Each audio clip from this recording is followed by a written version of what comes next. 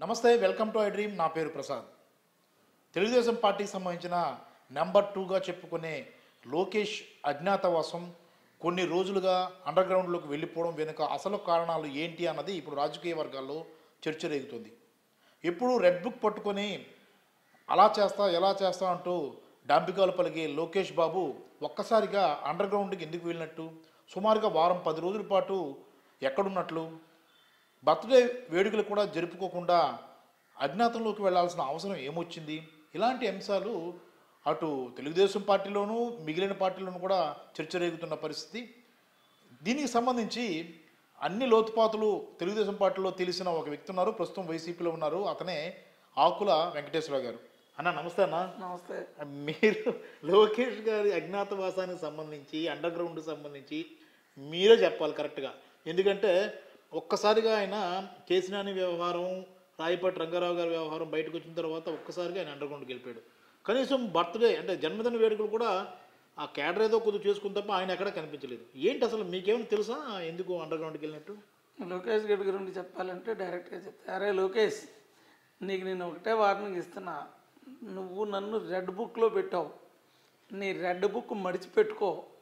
నీకు ఒకటే వార్నింగ్ ఏంటంటే రాయపాటి రంగారావుని, కేశినేని నానిని నన్ను ఎన్ని సంవత్సరాలు వాడుకొని నువ్వు ఏ విధంగా మోసం చేసావో, నువ్వు ఏ విధంగా ఇప్పుడు ఇచ్చేస్తున్నావో అన్నీ తెలుసు. నీ జాతకం అంతా బయట పెడతారా నువ్వు రోజుల్లో. నువ్వు ఎక్కడెక్కడ ఎవడొకటి దగ్గర ఎంత తిన్నావు, నువ్వు ఈ పాదయాత్ర మొదలుపెట్టి ఎన్ఆర్ఐలను ఏ విధంగా నాశనం చేశావు. భాష్యం ప్రవీణ్ అనేటోడు ఇప్పుడు ఎక్కడున్నాడో కూడా తెలియని పరిస్థితిలో, అంటే నేను నమ్ముకొని ఏ విధంగా మోసపోయాడో అందరికీ తెలుసు. కానీ ఒకటే రేరే లోకేష్, నువ్వు చేసిన ఎదవ పని వల్ల పార్టీ సంకనాకపోయింది, సాప చుట్టేయడం కూడా జరిగిపోతుంది.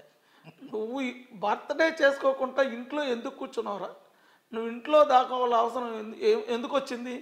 నువ్వు చేసిన లుచ్చా పనులు, నువ్వు చేసిన దొంగ పనులు, నువ్వు ఎవడెవడి దగ్గర ఏ విధంగా కలెక్షన్ చేశావు. అసలు నువ్వు జెండా మోసి జెండా పైకి వస్తే నీకు ఆ విలువ తెలుస్తుందిరా. మీ బాబు ఉన్నాడు కాబట్టి నీకు నడిచిపోతుంది.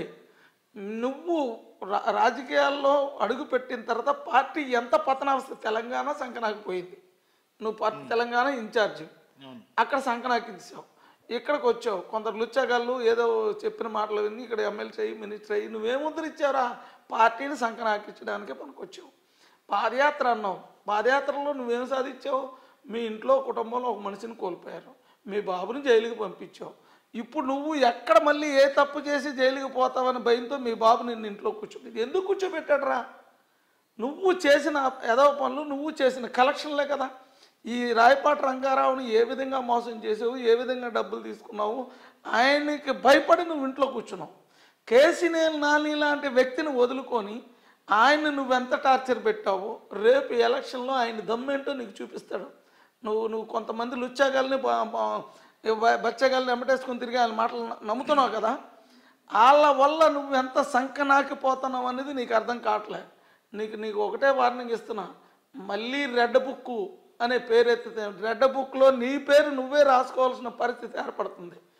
ఎందుకు అంటే నువ్వు చేసిన ఎదో పనులు, నువ్వు చేసిన కలెక్షన్లన్నీ నేను ఇంత కలెక్ట్ చేశాను, ఈ పాదయాత్రలో ఇంత కలెక్ట్ చేసి ఇంతమంది జీవితాలతో ఆడుకున్నాను అనే రోజు దగ్గరలోనే ఉంది. అంటే అన్న, ఇప్పుడు మీరు ఇంకో పాయింట్ చెప్పారు, భాష్యం స్కూల్స్ అధినేత ప్రవీణ్ కూడా టికెట్ ఏదో ఆశించాడు అన్నారు. అంటే దానికి ప్రోత్సహించింది లోకేషేనా? 100%. లోకేష్ ప్రోత్సహించి ఆయన ఇప్పుడు కనుమరుగు ఎందుకు అయ్యాడు? నువ్వు ఎంతమందిని ఇలా వాడుకొని మోసం చేస్తావు? నువ్వు నీ వెనకాల 33 సంవత్సరాలు తిరిగిన నన్నే, నాకు రావాల్సిన దాన్నే నువ్వు నీ బాబు నాకు అన్యాయం చేశారు కాదు అని చెప్పమను. నువ్వు నిన్ను నమ్ముకోను, నీ బాబు సింగిల్ గన్మ్యాన్, నువ్వు వచ్చాగాడు బుడ్డాగాడు. స్కూల్కి వెళ్ళే రోజుల నుంచి నువ్వు నాకు తెలుసు, నా ఇంటికి వచ్చేవాడు, నీ ఇంటికి వచ్చేవాడిని సర్వీస్ చేశాను. నేను పార్టీ మీద అభిమానంతో నేనెంత సర్వీస్ చేశాను. నాకు కనీసం ఒక్క పోస్ట్ ఏమైనా ఇచ్చారా? ఇప్పుడు మీరు ఇంతమందిని మోసం చేస్తున్నారు. మీరు రూలింగ్లో ఉండేటప్పుడు ఎంతమందికి నామినేటెడ్ పోస్టులు ఇచ్చారా చెప్పండి. మీ జాతకం, మీ బతుకు, డబ్బులున్నోళ్ళే తప్పితే క్యాడర్ కానీ జెండా మోసినోడు కానీ మీకు ఎవరూ అవసరం లేదు. కానీ నువ్వు చేసిన లుచ్చా పని వల్ల ఎంతమంది జీవితాలతో ఆడుకున్నావో ఒక్కసారి నువ్వే ఆలోచించుకోరా. ఇప్పుడు డబ్బులున్నోలే కానీ క్యాడర్ నీకు అవసరం లేదురా. నీ క్యాడర్ అంతా ఈరోజు నువ్వు వాళ్ళ సంఖ నాకు ఇచ్చేసి రోడ్డు మీద తీసుకొచ్చావు. దాని ఉదాహరణ నేనే, నేను నా కుటుంబం. అన్న ఇంకో ముఖ్యమైన పాయింట్ అన్న, రాయపాటి రంగారావు గారు చంద్రబాబు పటాన్ని నేలకేసుకుంటారు, తీవ్రమైన ఆరోపణలు చేశారు. బినామీ కాంట్రాక్టులు చాలామంది సబ్ కాంట్రాక్టులు ఇవ్వడానికి లోకేషే సూచనలు చేశాడు, సబ్ కాంట్రాక్టులు ఇచ్చాము మేము పోలవరం ప్రాజెక్టు విషయంలో. ఆ విషయంలో చాలామంది దగ్గర ఆయన కమిషన్లు తీసుకున్నాడు, కోట్ల రూపాయల్లో ఆయన ఆరోపణలు చేశారు. ఇంత తీవ్రమైన ఆరోపణలు చేసినప్పుడు లోకేష్ నుంచి ఒక ఖండన కూడా రాలేదు, కౌంటర్ రాలేదు. ఎందుకు అంటే ఈ విషయంలో ఇది నిజమేనని ఒప్పుకోవాల్సిన పరిస్థితులు ఉన్నాయా? 100% నిజం. ఎందుకంటే నేను కూడా రాజధానిలో వర్కులు చేస్తున్నాను. వీడి దగ్గర తిరిగి సంవత్సరం ఎలక్షన్ ఓడిపోయిన తర్వాత సంవత్సరం తిప్పుకున్నారు. తీసుకెళ్ళి నన్ను ఎక్కడ పడేశారు? సుబ్బరామిరెడ్డి దగ్గర పడేశారు. సుబ్బరామిరెడ్డి కంపెనీ ఏంటి, బ్లాక్ లిస్ట్లోకి వెళ్ళిపోయారు. అటువంటి కంపెనీలో పడేశారు. వీడికి కావాల్సిన వాళ్ళందరికీ వర్క్లు ఇచ్చుకొని కమిషన్లు, ఎందుకంటే నేను కమిషన్ ఇచ్చే పరిస్థితిలో లేను కాబట్టి సబ్ కాంట్రాక్టర్ ఒకటి దగ్గర పడేశారు, బ్లాక్ లిస్ట్లోకి వెళ్ళి కంపెనీలో వీళ్ళు పడేశారు. వీళ్ళు ప్రతి ఒక్కడి దగ్గర కమిషన్లు తీసుకొని వర్క్లు ఇచ్చారు. కాదు అని అనుమానండి. రాయపాటి రంగారావు నాశనం అయిపోవడానికి కారణం మెయిన్ సూత్రధారి లోకేష్కి ఇప్పుడు భయపడి ఇంట్లో దాక్కున్నాడు. ఇంట్లో దాక్కోవాలని పరిస్థితి ఇంకా వస్తుంది. వీడు బయటికి తిరగలేని పరిస్థితి దగ్గరికి వచ్చేసింది. ఒక మంగళగిరిలో వీడు ఓడిపోవడం ఖాయం, వీడు సాప చుట్టేయడం ఖాయం, సాప చుట్టేసి ఇంట్లో పడుకోవడం ఖాయం. ఇప్పుడు ఇంట్లో కూర్చొని అందరి మీద ఎవడి మీద వెలుగుతారా? టీవీలో అయ్యి పగలగొడితే ఎవడికి నష్టం రా? అది నీకే నష్టం కాదన్న. ఇంట్లో టీవీలు పగలగొట్టే గతంలో పగలగొట్టాడు, ఇప్పుడు అదే పనిలో ఉన్నాడు. అంతేనా? ఏంటి, ఎందుకు అట్లా, ఏం జరుగుతుంది? ఫ్రస్ట్రేషన్లో ఉన్నాడు. వీడిని బయటికి తండ్రి తిరగనట్లేదు. వీడు ఇష్టం వచ్చినాడు. చంద్రబాబు నాయుడు, జనసేన, పవన్ కళ్యాణ్ ఏదో మాట్లాడుకుంటా ఆ రోజుల్లో మా బాబే సీఎం అని ఆ పొత్తు కూడా పోయేటట్టే కనబడుతుంది. నీకు అంత అవసరంరా? నీకు ఏ రాజకీయ పరిజ్ఞానం ఉందిరా నీకు? నువ్వేం సాధించారో రాజకీయంలో? నువ్వు మినిస్టర్ అయ్యావు. మినిస్టర్ అయిన తర్వాత ఓడిపోయే పరిస్థితి ఎందుకు తెచ్చుకున్నావురా? నీకు రాజకీయ పరిజ్ఞానం ఉంటే మీ బాబు ఎమ్మెల్సీ ఇచ్చి మినిస్టర్ ఇచ్చాడు, నువ్వు మంగళగిరిలో ఎందుకు ఓడిపోయావురా? నీకు ఒకటే వార్నింగ్, మళ్ళీ కానీ నా పేరు ఎత్తితే నీ పర్సనల్ ఇవన్నీ బయట పెడతా. నువ్వు నాకు అదే రెడ్ బుక్లో నా పేరు ఏదో పెట్టాను అంటున్నావు, రెడ్ బుక్ని మడిచి పెట్టుకో. ఎందుకంటే ఇప్పుడు మడిచి పెట్టుకోవడమే కాదు, రెడ్ బుక్లో నీ స్టోరీ ఎవడెవడి దగ్గర ఎంత కలెక్ట్ చేసావు అతి తొందరలో అవన్నీ నేను బయట పెడతాను. నీ రెడ్ బుక్లో నువ్వు రాసుకుంటాను. Okay, thank you. మొత్తం మీద నారా లోకేష్ వ్యవహారం అనేది తెలుగుదేశం పార్టీలోనూ కాదు, మిగిలిన పార్టీలో కూడా చాలా ఆసక్తికరంగా మారింది.